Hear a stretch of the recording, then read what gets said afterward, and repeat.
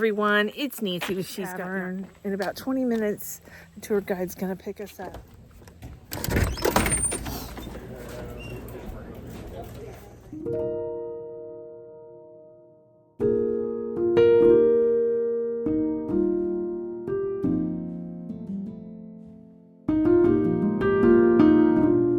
I'll tell you a lot about the caverns. The way I do my tours, I start up here.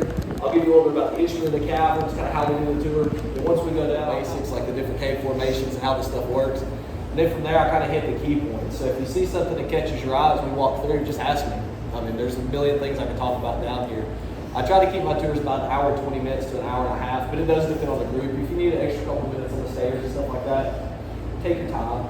I would rather you walk through the caverns and have a great time. As I like to tell people, I'm a tour guide, not a tour runner. You notice the only sign that you see is about the walking part of this. For rules, all I ask is stay on the pathway with the tour with me as we go through. There are low spots and slippery spots in here. I'll warn you about them as we go through. I'll give you those little tips and tricks to get you through here safely. If you want to take pictures, video record, feel free. You're not going to bother me at all about it. Only thing we ask, please don't break or take anything from the caverns. That one's not a rule. That one's a federal law. You cannot remove anything from the cave system. That's even us included. Even though this is a private business, we still got to listen to what Big Brother tells us. Other than that, no smoking or vaping in the caverns that come through here. Little stuff like that. Pretty much I tell people, if you use common sense, we'll be all right today. Now, of course, for history, guys, starting off, the name of the house, Tuckaleechee. It's actually a Cherokee word. It means green or peaceful. That was what this first area was called, was the Tuckaleechee Cove. The first group of people that lived here were the Cherokee. You know about our caverns. We found artifacts all over above ground that showed evidence they knew it was here, but we never found anything down there showing evidence they went into it. And it kind of made sense because I don't have any little kids on the tour, I'll tell you the truth. Cherokee thought that like evil spirits and demons lived in these caverns. And the reason being is they thought light was good and dark was bad. So if you had like a dark hole in the ground, about a 3-foot circle is about as big as this entrance was, and the high humidity level of this cavern, which is 100%, when it pushes that air out of the caverns, it turns it into a fog. The Cherokee were really superstitious about it and didn't really mess with these things too much. Now, unfortunately, the Cherokee were pushed out and the logging took over. This area was established as Townsend as a logging community. So every one of these big valleys that you go out into, like this one here, for example, we have a sawmill except right down there where the road split, right past the stable F. Used to be a big sawmill operation there. As the loggers along the mountains out, what it did is it drew attention to the cave systems. And the reason why was the rainwater in this area. We get about 60 inches of rain a year. So the local kids that lived in this in the 1930s, they could never figure out why there was no water in this valley. But when it rained, the water would run off these big ridges and down the side of these small inches. So local kids got inquisitive. Now, 2 boys named Bill Vanetta and Harry Myers used to come down and play in the cave. These kids were only 6 and 8 years old when they first played in the cave. Now what they would do is they would go down one way, they'd pop out another. There's multiple ways in the mountains cave system. What they low-key did is they mapped this cave, and they could figure out where they were popping out above ground. Now when they got older, both of them served in World War II, and when they came back and commercially opened the caverns in 1953, it's still underneath the same ownership. Gentlemen, you got the tickets from upstairs, his last name is Fernando. So Bill's side of the family also run the caverns. Now, of course, what they did is they bought the property that sat above the cave. So as kids, they mapped it out. When they got older, they bought what's on top. See, in Tennessee, you can buy what's under your property, too. It's called mineral rights. Everybody has heard of this before. Remember the Beverly Hillbillies? Right? They shot the ground fowl, got rich, it's mineral rights. So what they did is they were able to purchase about 90% of what sat on top of the cave at first. My family owned a small part of it. And then when my aunt finally decided, hey, I'm tired of this thing messing up my taxes because they'd have to pay a royalty, she just sold it to them and got rid of it. So now they own all of it. They own about 200 acres here above ground, which is perfect for me because they let me hunt it anytime I want to, so it's awesome. It pays off for me. But today, as you walk through, I always tell people, yes, it's a big cave system, but it's just owned by that one family. I am not a part of the family that owns this thing. A lot of them upstairs are. So if you hear them bickering and fighting with each other, just let them fight. Go on. Now, of course, Bill and Harry passed away first. He relinquished kind of his part of the business and ownership of the caverns to Bill. When Bill passed, he left it to his 2 sons, Philip and Stephen. Stephen's the gentleman sitting up there by the TV in the photo shop. That's Stephen. That's his spot. He stays there and watches football and the stock market. Now, of course, Philip and Stephen still run the caverns. Philip's son, or Stephen's son, is who you met today. Benjamin, he's one who sold you the tickets. So it's still in the same ownership. I'm just the redhead stepchild. That's all I'm trying to do. Now, guys, what we're going to do is we're going to head in. Now, I always tell my groups this: watch your head and watch your step at all times while you're down here. There are spots in this cave that come out of nowhere. And one of those spots that likes to get people is right here at the bottom of this first staircase. I think what it is people get excited, and especially if you have little kids. When I say, all right, let's go in the cave, and the kids take off down the stairwell. If you walk down through there and you ain't paying attention, when this thing turns, it starts about a 5-foot ceiling and it runs in. I have heard 1,000 people hit their heads in this entranceway. Now, in saying that, if you see hair hanging off rocks, that's where someone else wasn't paying attention. This limestone rock will shake you guys. Trust me, that's why I'm bald-headed already. So guys, just take your time. If you need anything, holler at me. I'll tell you more about the animal life and the floods and the earthquakes and all the fun stuff once we get down the staircase. That's the same pieces now. What? Duck my head. There's moss growing there. I always tell people, just be any part of this cave is always wet.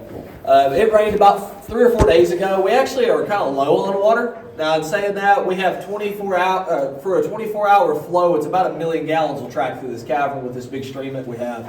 So this is a very active cave, which also kind of plays into people. That's why we tell you where the restrooms are before you walk in the caverns, because hearing that run of water will make you hop up this staircase at the end of the day. Now, of course, most of your entrances to the caves in this area, they are vertical. It's just kind of the way the water runs in here. It makes it a pretty vertical pathway. Now, there's a lot of small caves in this area where they only go down maybe 6, 8, 10 feet, and they kind of get too small to be able to fit through. This one here, originally you would have had to have crawled down into it. It was full of a lot of leaves and sticks and dirt and just trash that had washed out in the caverns over time. Still, even now, if it rains hard while we're down here, you'll see waterfalls feeding in this cave in all different directions. I think I've seen about 40 or 50 of them at one time during a big rain. It's also really fun when you come here when it rains, because even like coming into the caverns, you notice we built this area kind of along the right side. It lets that water come in here naturally. I have to let the water come in here, because if not, it'll tear that whole building down and come in here. I've seen it back up behind the business before, and the blocks start popping and stuff, and have to be able to alleviate that water pressure. Now, of course, in saying that, for flooding, we really don't have too big of a flooding issue in this cavern. Now, in saying that, I've seen it fill up before. It takes a long period of rain for this thing to start backfilling. So last time that happened was in '94. We had the remnants of a hurricane hit this area. It rained for about 2 months straight. So that much rain kind of backfilled. This staircase actually went under water. The whole thing was under. Now, in saying that, it took it 2 months to fill up. It took it about 1.5 months to drain. So it's not like a flash flood. We know it's coming. Now, also, other than that, when I say the word earthquakes, it gets people's attention down here. We actually are a seismic station here at the caverns. There's a blue and black cable that run in here. That's a part of the seismic system. So down in the caverns is where this actual system is located, and it feeds up through that blue cord to that big computer next to the front door. Guys, this is the most sensitive seismograph in the world. We can detect and monitor any earthquake or blast anywhere in the world.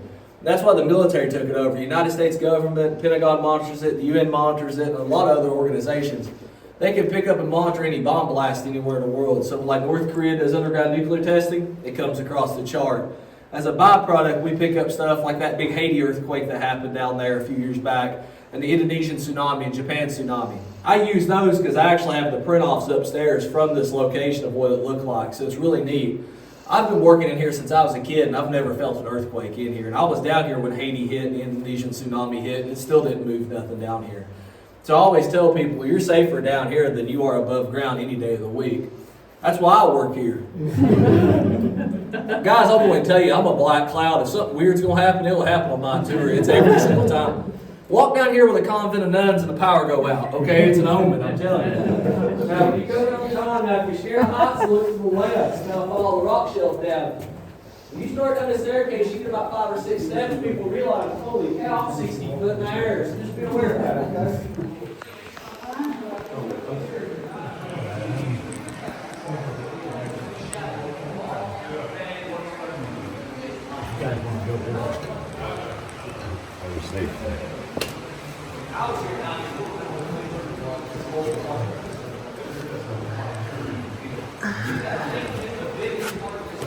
Got a duck.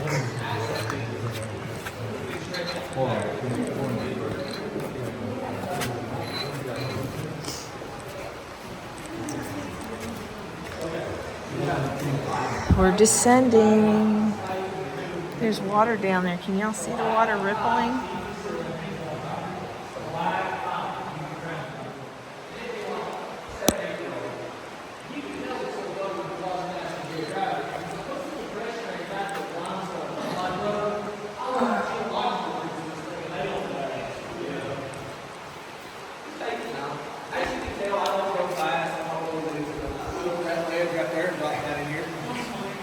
you have to remember during this time period I'm talking about, and if you don't believe me, you can Google this. Google early 1900s coal mines and look at photos. You will see a grown man standing next to a 6-year-old with a cigarette in his mouth. Right? This is a little different time frame than what we're talking about today in modern times. So in that caveat, the way the local kids did it is they tied a rope off right up there, and they tied a knot in that rope every so many feet. And that makes it like a ladder. Guys, the same thing I'm telling you is the same thing the U.S. military still uses. I did it when I was in the military. We tied knots and ropes. That's how we egressed and got out of stuff. Once they got down here, they didn't get concerned what was over that big ridge, because there might be nothing over it. It might be a big drop-off. What they did is they used the creek. There is a big creek that runs end to end in this cavern. You cannot get lost in here if you use some sense. So if I got down that big creek bottom, and today the water's kind of lower, so you can tell we've got some space to walk, right? You can go all the way down this way. Well, let's say you get turned around.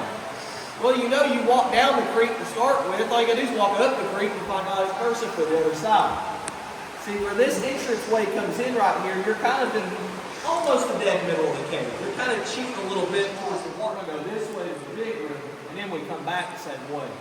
So in saying that, guys, the growth rate for stuff in here is only about a cubic inch every 110 years. If you miss a photo, get it on the way back. Nothing ever moves in here. You will know if something moves in this cave because you'll see me start running. That means just follow me. That's all you got to do, okay? Now on this side, I'll show you a lot about the formations and the way those work.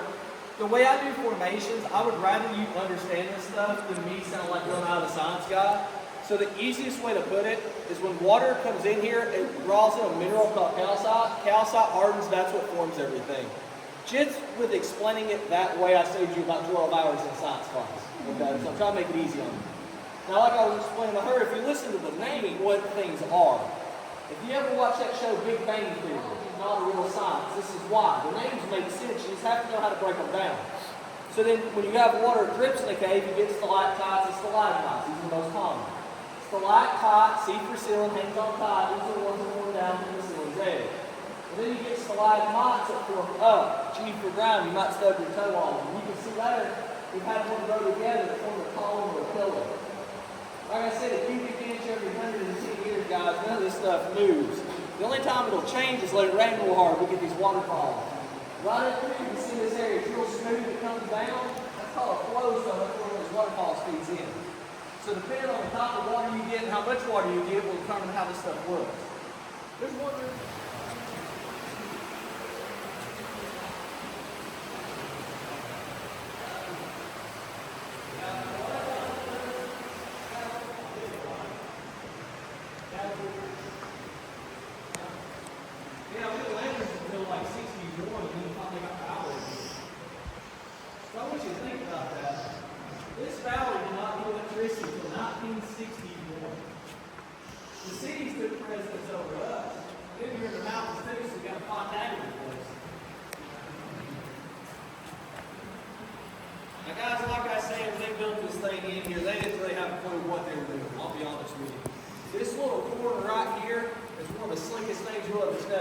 Especially with boots on, be very careful right here.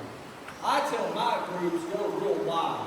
The wider you go around this thing, the more level this pathway will stay, so you don't get these little slick spots. Also, if you look at that staircase, I understand it's as crooked as a dog's leg, and the handrails are built for the windows, but if you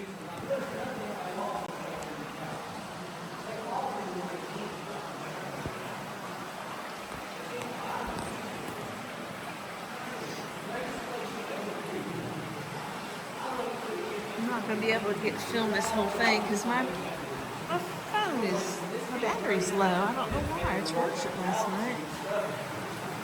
I must have had apps open. Now, once we go underground, guys, it does kind of trick people. People don't know where they're walking to. They know that they're going away from the business, but they don't know which direction. Right now, guys, you're underneath the parking lot. So we walk straight out the front door to the center of the parking lot, and then we're going to take a right, and we're going to go underneath the big mountain there on the other part of the walk. That's what gets people is your depth in the middle of the cave at the stairwell is 80 feet. You get to the far end of this cave, you're 500 feet underground because you're going to be the mountain. And then you'll go back to 80. Now we're doing a powder keg up here. We ain't got no water in the hills. There's still a wildfire right now on the backside of Avery's Falls. It started off as about a 5-acre fire. It's now at 30. If it makes the mountaintop, it's going to be a lot cooler. The temperature's dropping as we go down. We're 80 foot underground, I guess, is what he said. Isn't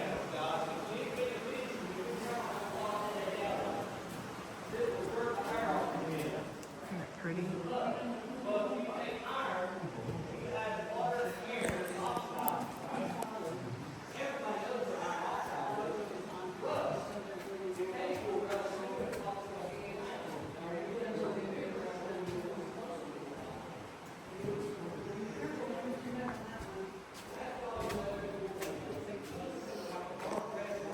Look at the moisture.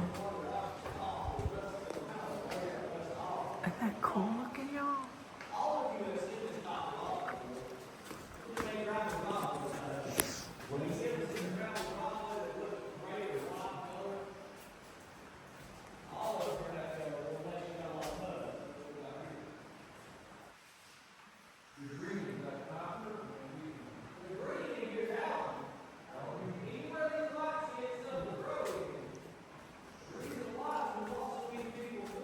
That looks like a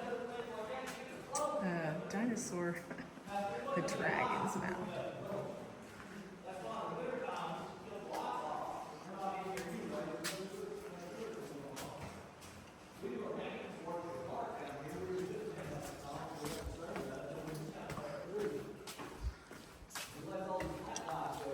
So wet down here.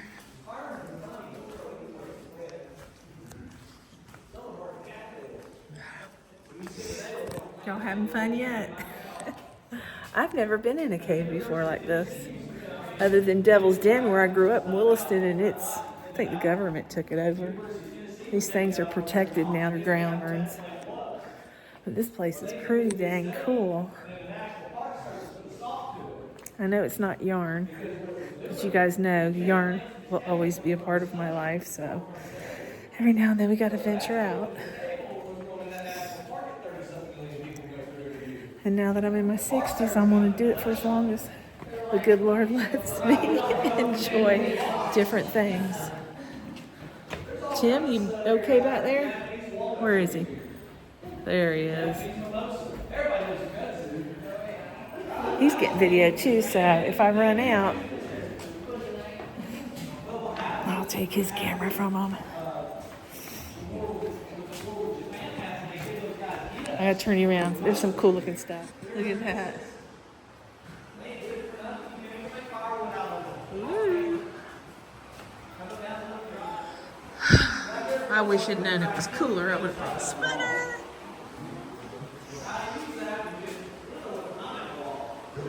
You hear him snicker at me?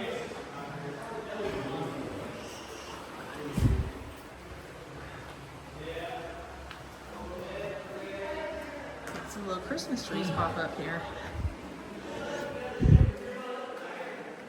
Oh, they're like stone.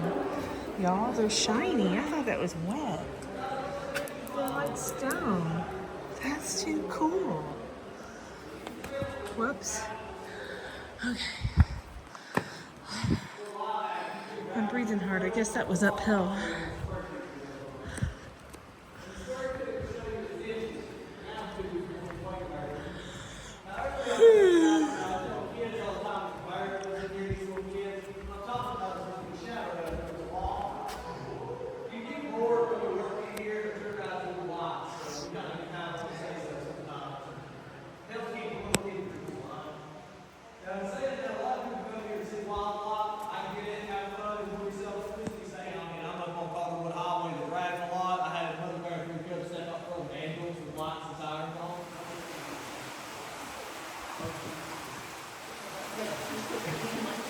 Watch your head. I just bumped mine.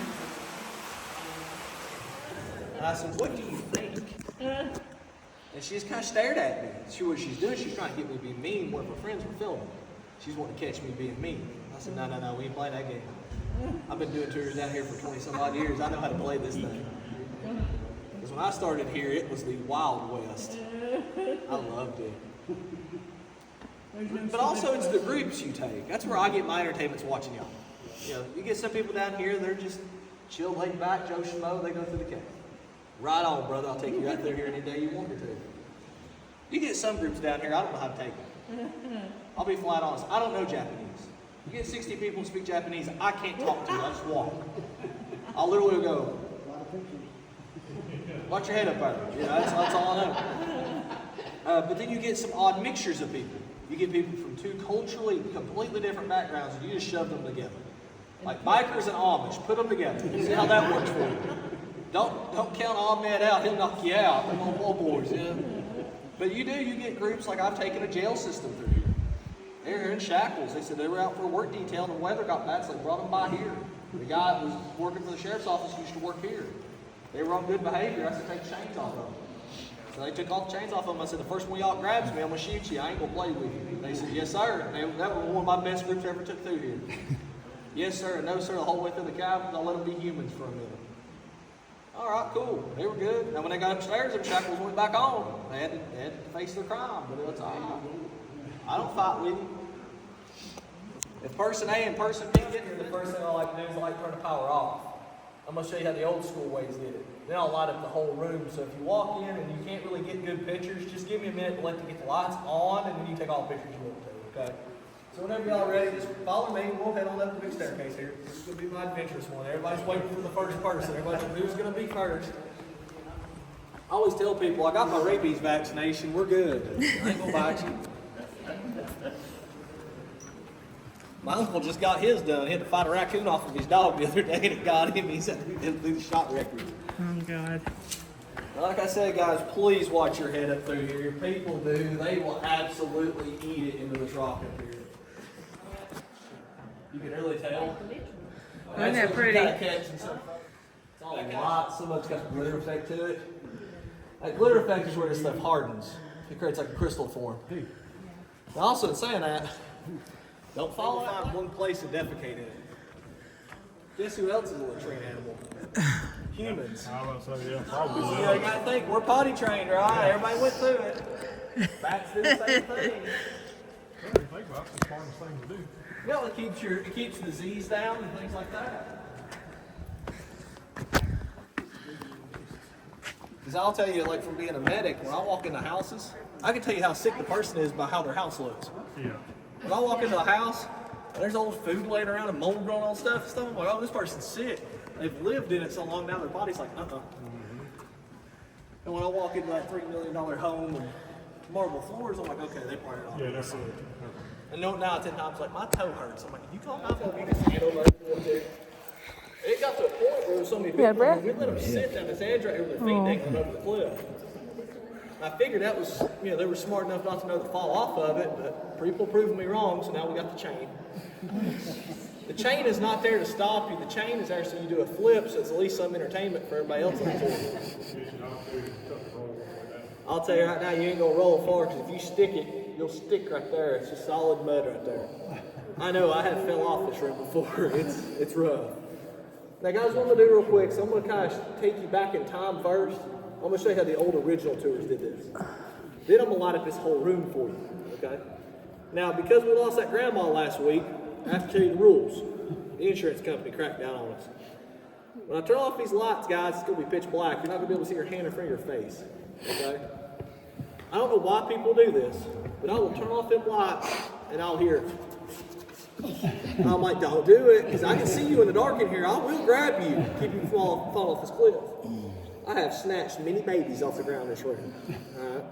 So other than that, don't get up, don't start walking around. If you're a panic runner, get somebody in your group that you know, if you scare them, they just take off running, just grab a hold of them. Okay? Other than that, we don't have any little ones on the tour, so we shouldn't have any screaming going on. I don't know why, but people love screaming in this room. Now, when I was in high school, I used to turn off the lights and walk over and grab people by their ankles. I was a mean little kid. So just don't start screaming, because it gives everybody a migraine. Other than that, guys, this one's for me, and this one helps out a lot. You have no understanding how much I wish tours would listen to this part. When I turn off the lights, it's going to be pitch black. Please don't take a picture in the dark. Because has anyone in here ever heard of a flashbang grenade before you screw it into the light fixture, it rusts? So you go to turn it, you turn the filament in it, and it blows up in your face. So all the lights we use in here are just some old end lights like you use on your house and outdoor lights. They work great here. They got a big metal back on them, so you got somewhere to grab hold of too. The bad part is them suckers will burn you down here because the mailto is so big, but it's also so odd in its architecture that you don't have depth perception in this room. See, the big dome-shaped ceilings and the big V-shaped walls and tapered floors make it really hard for people. That's why people trip coming up the stairwell, is you're in a tube structure. Anytime you're in something that's not 90-degree angles, it messes with people. You know why, right? We're domesticated. Where do you spend the majority of your time? In a box. You're in a house, you're at school, you're at work, you work in a building, you're in a 90-degree angle. The best way I could do this, and I have some of the age groups that's probably done it. Y'all remember they used to have like the fair come in and they would put you in like a room where you would walk through and it would be like a circular shaped room and they would spin lights in it and it'd make you just about puke. That's what this cave does to people. That is actually inducing a thing known as vertigo. And this cave can induce it too. Tour guides that are brand new, they eat Dramamine like it's going out of style. That seasickness pill keeps you from getting all nauseated in here. Because if you want to know what the football field in this room is, it's really easy. You're sitting on one of the markers. This is one end of it. So right here is your goal line. Your other goal post is in two big formations. In a straight line across with a laser, that's 100 yards. This room's a football field and a half long. That's the shortest measurement of this room is its length. Its height, going from the highest point in the ceiling to the creek below, is an 11-story building. The width of this room is darn near 3 football fields. And I know that it doesn't look that big because you don't have any vantage points in here.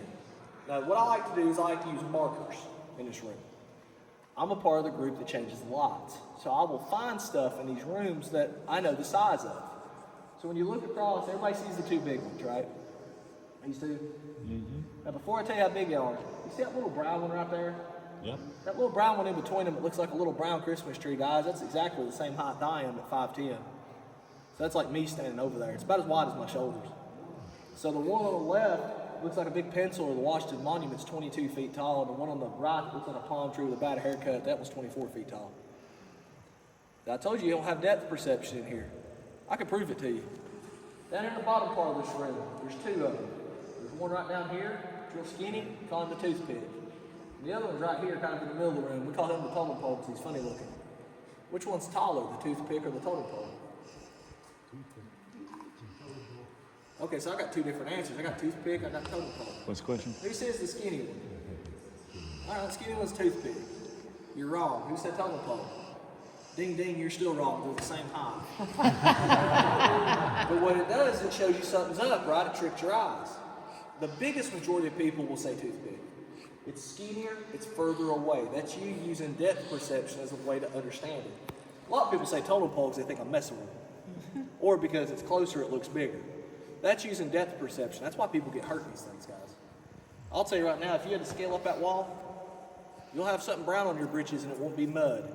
Because some of them little ledges that you think are only about 2 foot wide are actually about 5 foot wide. So you go from stepping like this, and you'll go to stepping and you have to broaden your step out to get across it. It's scary. I fell off of it a couple of times. Now the last one I have to show you is actually the rare one. And I don't talk about these in other parts of the tour because if I tell you about it, I kind of lose you. You don't really get to see what I'm talking about to be able to show it, which is this one up here. This one up here is my problem child. These are the ones that grow really pretty. They're really rare to find in limestone caves. And the reason why they're really rare, guys, is when this cave goes underwater and it floods, it breaks them. And it tears them out of the ceiling. See, they're called pallets or shields, or nicknamed chandeliers. I call it T-Dot. No matter what state you're from, if you drive by these boys working on the side of the road, you notice about 10 of them are working, and the other 90 are just standing there. That's why I call this in T-Dot, guys. Only 10% of it's actually holding it up there. So if you look at this little edge right here, you can tell there's no gaps. It's all in the ceiling. It's doing its job. As soon as you get right here, so if you draw a line right through here, this entire left side of this thing is hanging. You can see the gap in it here in the front.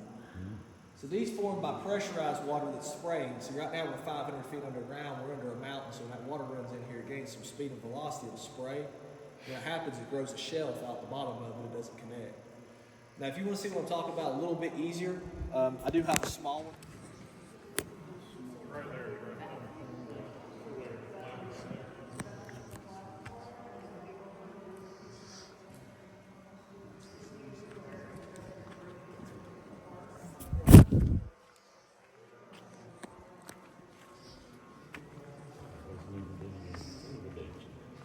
I got it.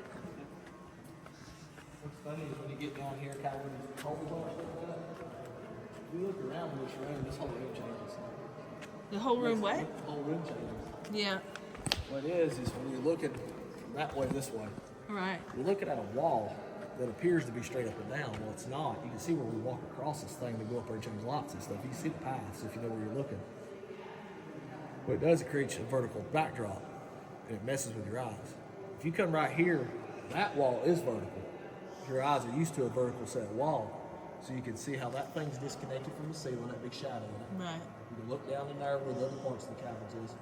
You see how much bigger them things look from right here, and you ain't walked about 10 feet forward. Yeah, you're right. And it really does change it. That's what gets people down these Yeah. things. That's why, especially when I have kids on my tour, I tell them, don't jump in holes. You don't know how far down that thing actually goes. And I am really tired of dragging kids out of holes in the ground up in the Park Service.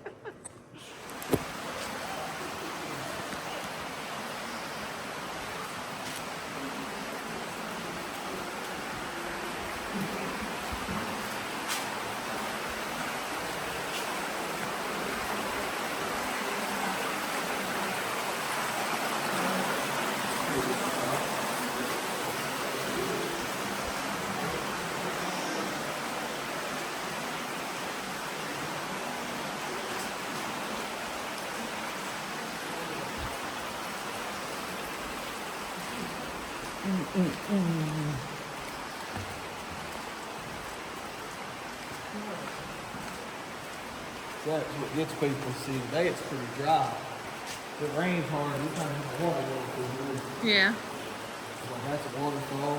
That thing you just walk underneath is a big waterfall. Well, just pull water down this side and tell you really close. Yeah, about 10 minutes on this side. If it rains, that water comes in here about 10 minutes after it's gone. Really? Because it soaks the ground to come in. Water's like an animal, dear. It always goes downhill. You never see water go up a hill. Nope. Now this section here, guys, this little spot, we call it the beach.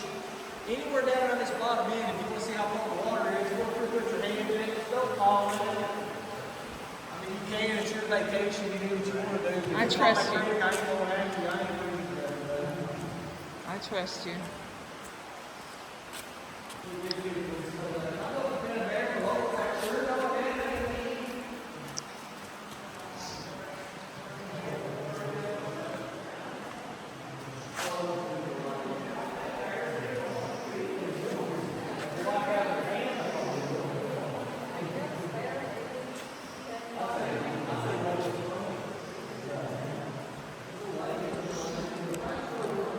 I'm gonna buy me a charger for my phone. Every time I buy one, though, they don't work. I'm gonna invest in a nice one.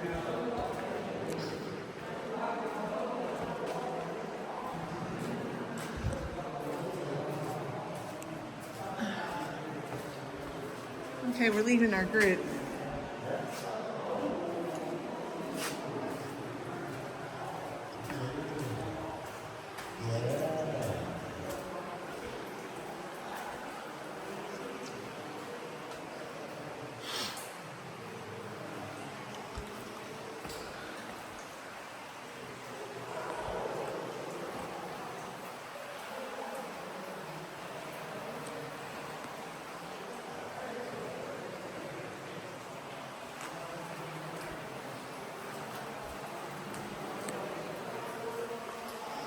This has got water in it, wishing well.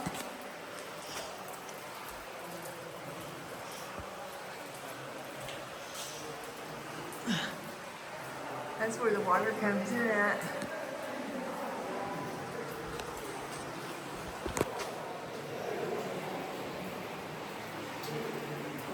And then there's people throw coins in that.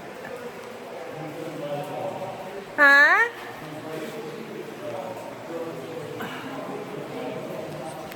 The group's back there. My husband, he doesn't go by rules.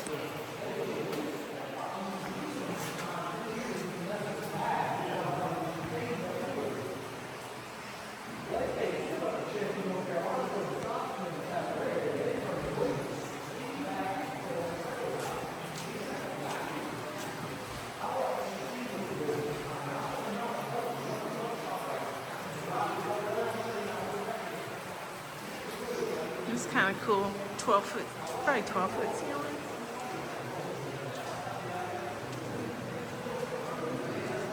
Up and down, I guess. I know one thing, it's freezing in here. He said it's 51 degrees in here. Yeah, and I got a short sleeve shirt on. And moving. Got all this waters. Got my bladder woken up. Look at that, what is that thing?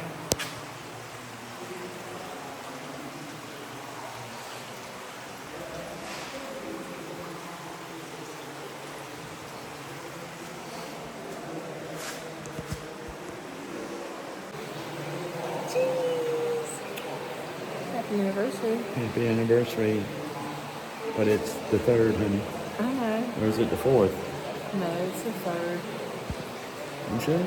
It's the 4th. What do I know? Tomorrow's my birthday. I'll be 73. He's such a liar.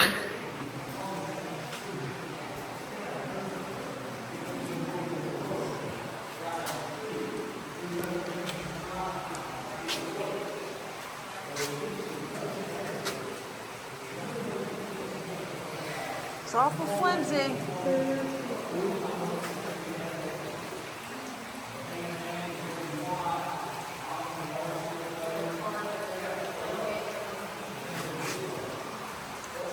So which way's the water going?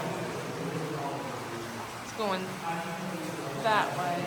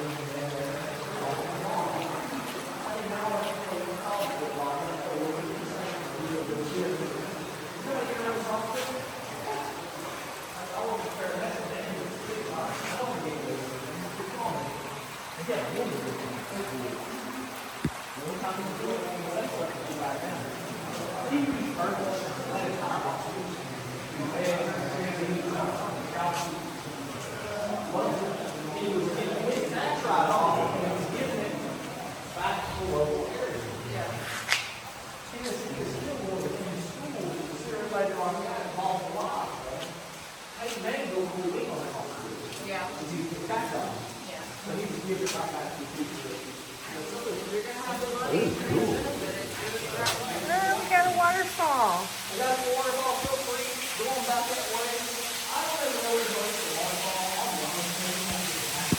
Okay, we gotta do a picture.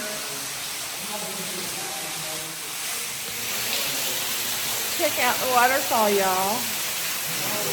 He says there's a lot more, but the water's been low. That light's messing it up.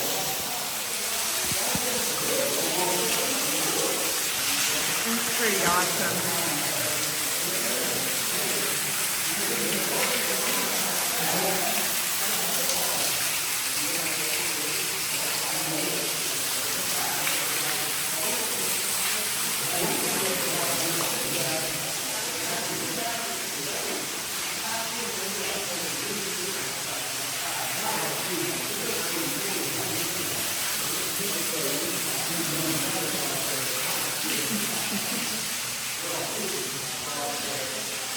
What's going on, baby?